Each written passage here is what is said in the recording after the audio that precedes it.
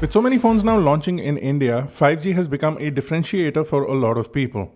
Even though 5G services are not expected to roll out until the end of 2021, a lot of smartphone manufacturers are now pushing 5G devices, and the Moto G 5G is yet another device in this pile. However, the Moto G 5G is the cheapest phone that you can buy that is enabled with 5G today. So, is it worth future-proofing your smartphone? Should you buy a phone today that will tomorrow work with 5G? In this video, we take a look and review the Moto G 5G.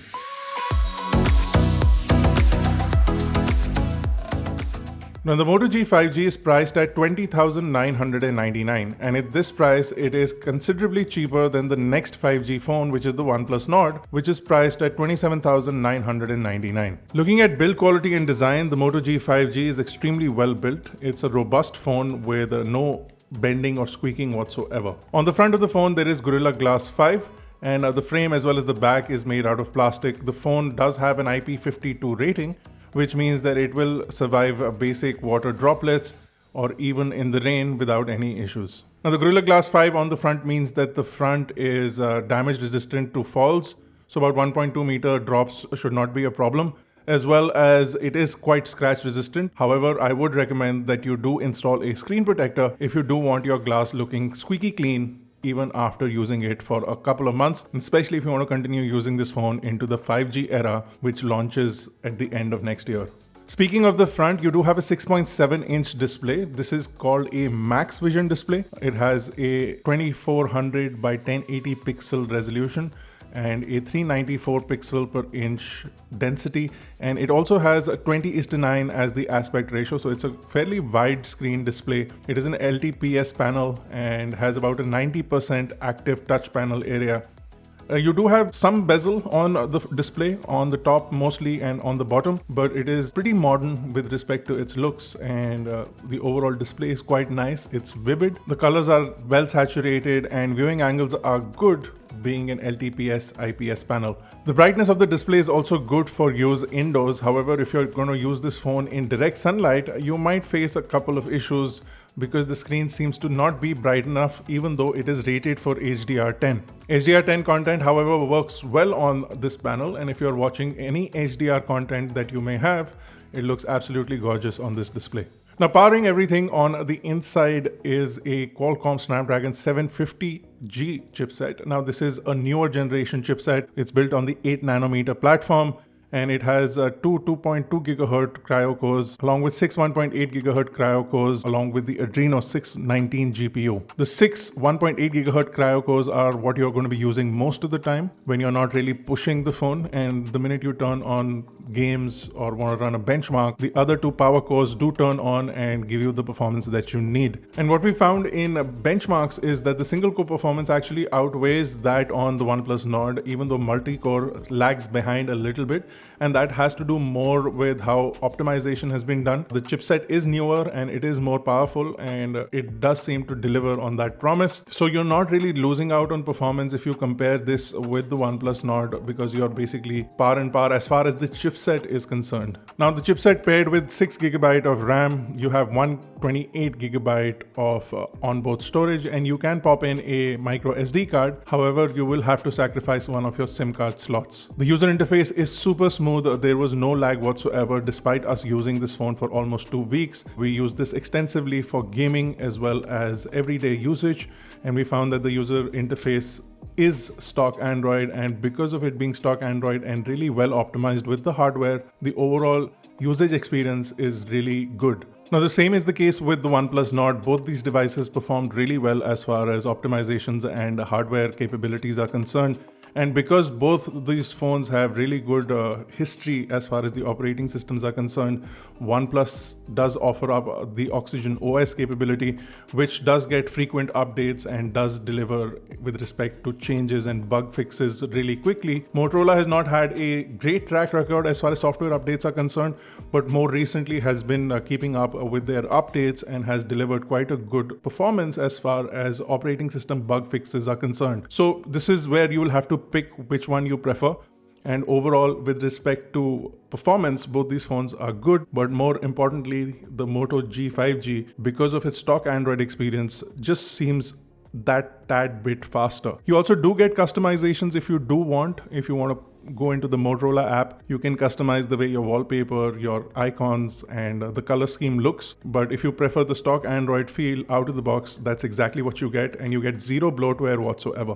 The Moto G5G also falls into the multiple camera trap, just like the OnePlus Nord. So you have lots of cameras on the back, but what you're basically going to be using is the main rear camera, which is a 48 megapixel f1.7 sensor, which is basically a quad pixel 12 megapixel sensor. Now this does deliver some really nice images and has lots of camera capabilities. You can really play around with some of the features that Motorola has built into the new camera app. You have things like smart composition, which automatically click the image and frame it according to what looks best in the frame. You also have really good night vision on the rear camera, so you can really lift some low light images and get some really good color and brightness in those images. You also have the capability of doing things like spot color and spot color video, which is something new that Motorola has launched this year, and it works well on the Moto G5G. And you have a whole host of new camera features in the new camera app. So it's something that will really engage a photographer, and you get some really good results with the main camera. You also have an 8 megapixel ultra wide camera. Now this does dip up the f-stop to f2.2.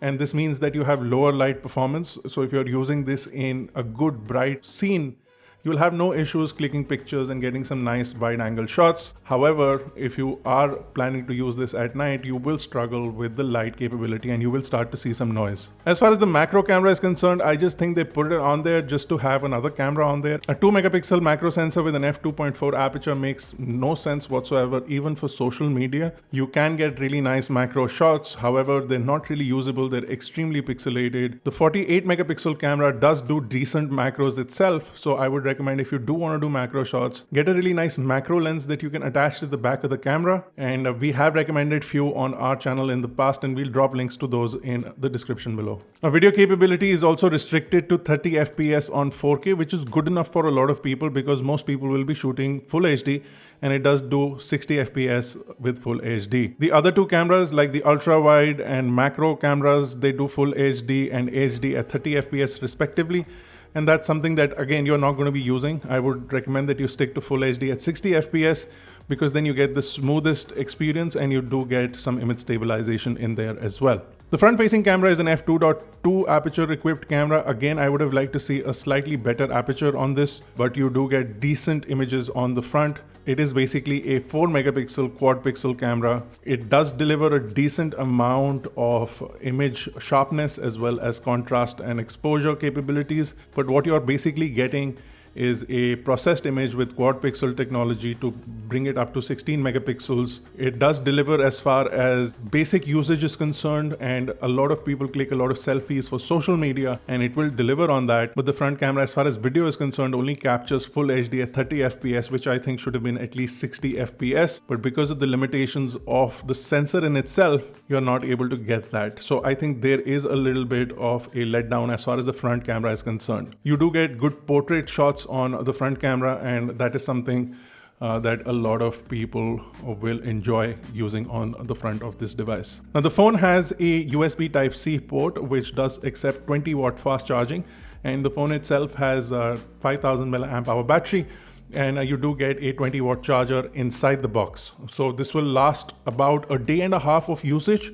You get a good amount of screen on time. You can manage to game through the day, use lots of social media, watch lots of videos, and still be left with some battery. Now, screen on time is basically varied for people and how they use their phone. But if you're using this phone every day-to-day basis, this will deliver a good amount of battery life because of the size of the phone's battery, and also because of it being stock Android and it not draining any battery in the background. If you're somebody who wants to game on this extensively, you will have to frequently charge the device. And the good thing is that you do have a dedicated 3.5mm jack, so you can continue to charge and use headphones if you're gaming on this for a long period of time. Now let's come to the main context of this product, which is the 5G capability. As far as bands are concerned, it does support a large number of bands, and according to Motorola, it does support all the bands that India is supposedly going to launch with. So you will have that future-proof capability on this device.